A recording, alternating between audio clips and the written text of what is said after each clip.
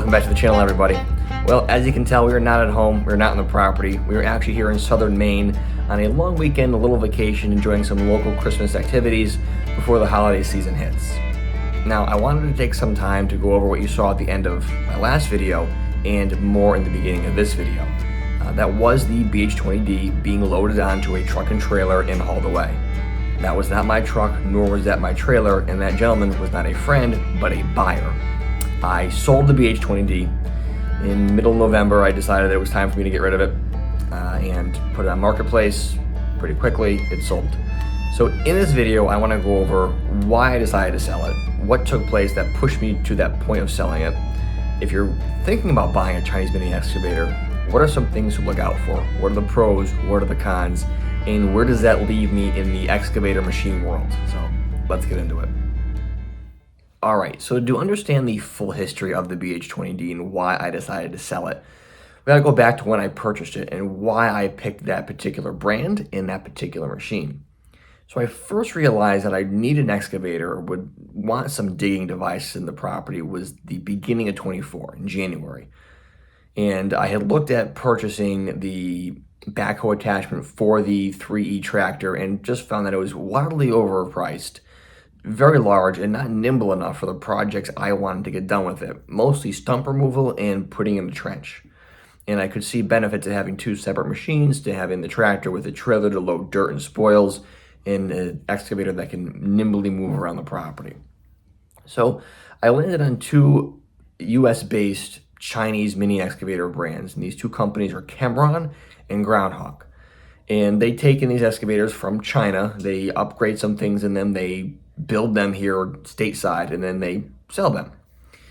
And I landed on Groundhog just because it was much closer to me here in New England. They're based out of Pennsylvania versus Cameron's in the middle of the country, and shipping costs from Cameron's headquarters to me was in the thousands of dollars and not what I was gonna be able to pay. So Groundhog was closer, and they had the closer dealers to me that I can go look at machines. Not buy a machine from a dealer, because dealers from Groundhog do up the price a little bit. So I did go to a local dealer to me, not local, but a state over in Connecticut. I went to a dealer there, and he had a gas-powered machine, which was one I was looking at. I'm glad I went and looked at it, because it wasn't what I really wanted. It was not powerful enough for my needs of digging out stumps and putting in a relatively large trench. But I was gracious enough that he let me play around with it in some dirt and made my decision a little bit easier. So I went back to the drawing board and back to Groundhog's website, and I landed on their entry-level diesel unit, which was the BH20D with the Kubota diesel engine in it. I felt that would have enough power based upon the specs that I read, the numerous phone calls I placed to Groundhog in Pennsylvania, and I will give them props. They answered all my questions without any problems. They were more than happy to have my lengthy questions answered. I even talked to the owner, Nick, a couple times, and that's what I landed on, was the BH20D. And their YouTube channel is very informative. They have a lot of videos, both them and Cameron have a lot of videos about what these machines can do and how powerful they are and how capable they can be. So we pulled the trigger on the BH20D, we wired them the money, they shipped the unit out to me, and I took delivery of it on April 30th of 2024 and put it to work almost right away. Now, the first project with the BH20D, I did not film. I was still developing my YouTube channel at that time to go public, and I didn't film any of it, but I removed about a dozen or so stumps from the side of my yard. Now, you did see me move those stumps out to the back of the property with the 3E tractor in one of my early videos, but all those stumps were dug out with the BH20D. Now, the machine worked. It worked as advertised. It removed those stumps. It wasn't really a arduous process. Probably took me a total of 2 weeks to do it, but I wasn't working the machine 8 hours a day for 2 days straight on a weekend. It was a slow process for me to learn the machine, not damage or break anything, and get the job done successfully. Now, the machine did work, but problems began to develop and issues were noticed, and those began to snowball and led me to this decision. So let's get into some of those problems. All right, so what are some of the problems I noticed right off the bat with this machine? Well, in my first bit of use, I didn't film with you guys. I took out a bunch of stumps in the side of my yard. Now, you did see me move those removed stumps to the back of the property with the tractor in one of my early videos, but me digging those stumps out with the BH20D, I didn't film. So that took me probably about 2 to 3 weeks, and when I say weeks, I mean weekends. So my weekends, 2 days, 2 to 3 days typically. So it took me about, we'll say almost a month to do that, taking my time and becoming familiar with the machine and how it works. The first thing I noticed with it that I didn't love is it idles rough when the engine is warm. If I use it for a little bit, I shut it off, I come back and the engine is warm, I start it up at idle, it idles extremely rough. It almost stalls. You have to give it a little bit of throttle for it to even out, which a big problem I wouldn't think, but is it a precursor to something else? I don't know. Now, a larger issue that I noticed right away was leaking fluids. It was leaking hydraulic fluid and diesel fuel. Not great. I was going through a 10-gallon tank of diesel within about 6 hours of work with the machine. Extremely abnormal, and it was leaking copious amounts of hydraulic fluid at warmer temperatures, which was not normal. So I placed a phone call to Groundhog in Pennsylvania. I even talked to the owner, Nick, a little bit, and he said the hydraulic leak was related to a sloppy employee who had overfilled the hydraulic reservoir tank when they received the machine. He said either just let it continue to expand and dribble out of the tank and it will find its happy medium at some point, or you can take a little bit out. And just said a little bit out, didn't say how much. So I decided to leave it and just let it expand and dribble out of the tank until it found its happy medium, which it eventually did, but I didn't love that. That was a red flag to me. Second, and more severely of a problem, was the leaking diesel fuel. I was going through a lot of diesel fuel very quickly, and that was an issue. Opening the back of the machine, I found numerous hose clamps were loose and leaking diesel fuel. And that was extremely concerning to me. There was a ton of them in there, a ton of hose clamps holding on different pipes for the fuel, for the air intake, and all of them were loose. And I had to go around and tighten every single one of them. And the engine compartment is extremely tight. So getting your hands in there to get enough torque on a wrench or a screwdriver is near impossible to do that. It's just a very tight, inefficient space to service the engine. And those leaks continued. I would tighten them at the start of a project, work the project. At the start of my next project, I would check the machine and they were loose once again.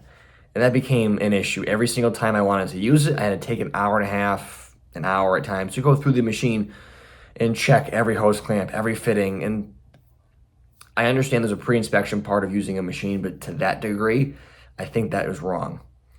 So at about the 10-hour mark, I decided it was time to service the machine. Kubota says 50 hours for the engine. I said 10 because I wanted to understand how the machine works and see how an oil change goes.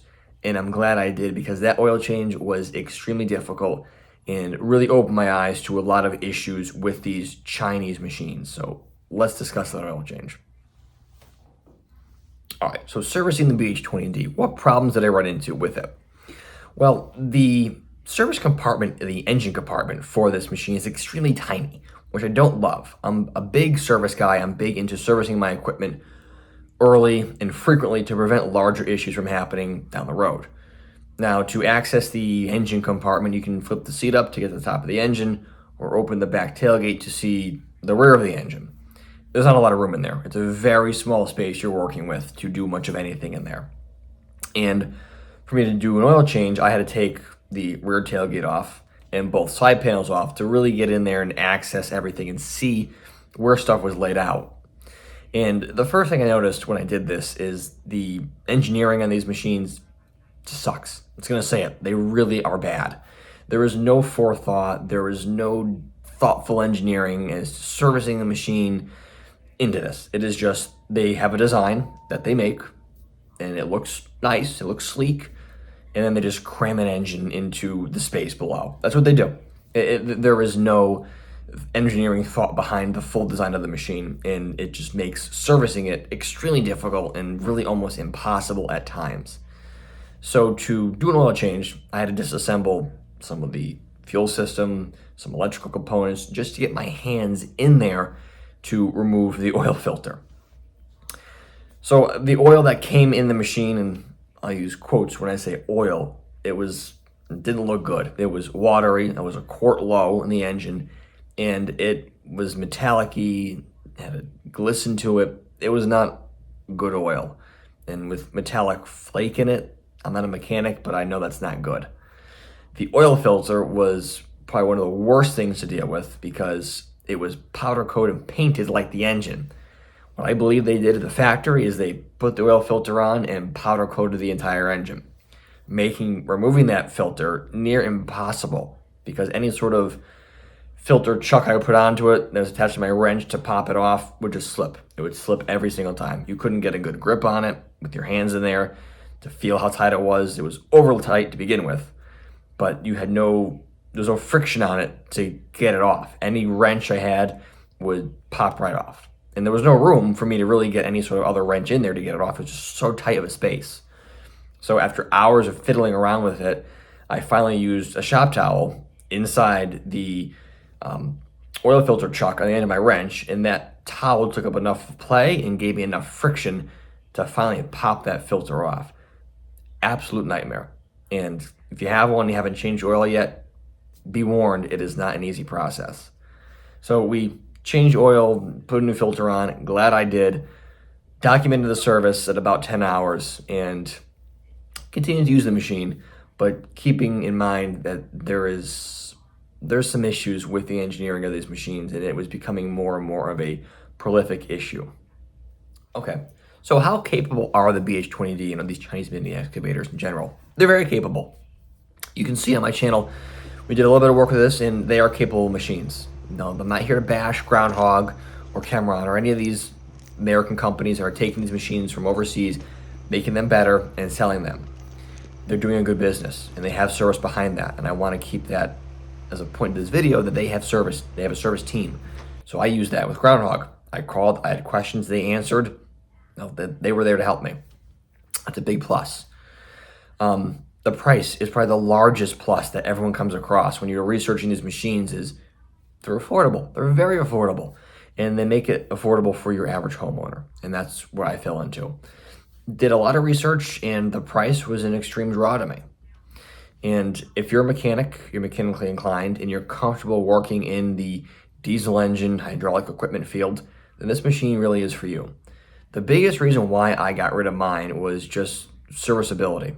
As I discussed earlier, the service space of these machines and the engineering behind servicing it and just the engineering in general isn't great, and that I don't like. And I want a machine that I can feel confident in using, that it's not going to give me issues, it's not going to break down, and if it breaks down, I have a dealer or a service team behind me to repair it.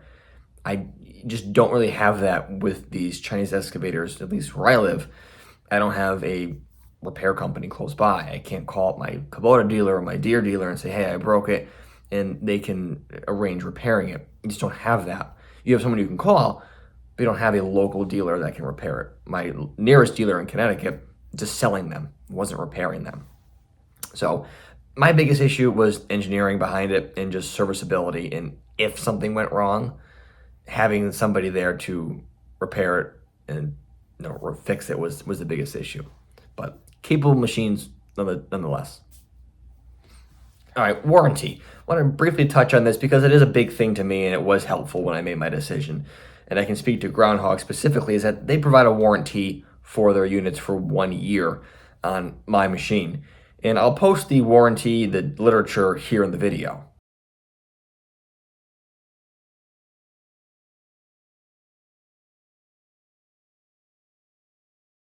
I could see problems with that. Not saying I had any problems. I never had a warranty claim, just to be clear, but something to keep in mind that it's beneficial, it is there, but I can foresee maybe some hiccups. All right, I want to wrap this video up. Don't want to be too long, too preachy. I said my piece. I've explained to you guys why I got the BH20D, my problems I had, and why I sold it. At the end of the day, am I upset that I sold the machine? No, I'm not. Am I upset that I bought it? No, I'm not upset that I bought it either. It was a great learning experience. It got a lot of projects done, and it was a lot cheaper, in my opinion, than renting from a local rental company and being on their timeline and dealing with their rules. The convenience of having your own machine in your garage, to me, is worth quite a bit. So take this video, take my videos previously on the channel of me using the BH20D as good homework. If you're out there looking at getting one and you're on the fence, hope this review helps, and I hope seeing the machine in action helps you. If you have any questions, put them in the comments below. More than happy to ask anything specific or answer anything specific you guys have about these machines.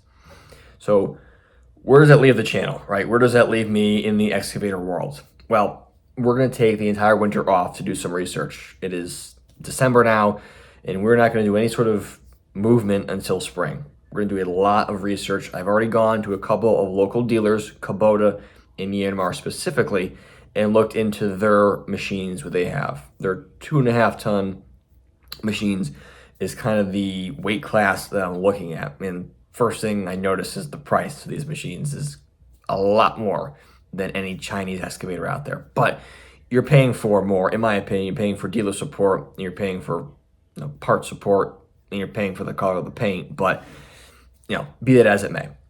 So I have no idea where I'm going to go with what brand I'm going to pick, and I do want your input too out there. If you're an operator, you have a Kubota, you have a John Deere, you have a Myanmar, and you use it every day. You sit in this machine every single day and you use it, or you own one and you have a small piece of property like I do and you use it. Let me know. Leave it in the comments below. I'm very interested to see what you guys think of the brand that you own. Would you do it again? Because it is an investment. It's a very large investment. What your pros and cons are behind the machine. That is helpful for me as I pick where I'm going to go in this journey. All right, guys, I'm wrapped up for today. I appreciate everybody watching. Hope the information in the video is helpful for you and put you in the right direction. I'll see you guys in a few weeks with a new video with some more projects on the property. In the meantime, enjoy some pictures and videos from our time up here in Maine. I'll see you later.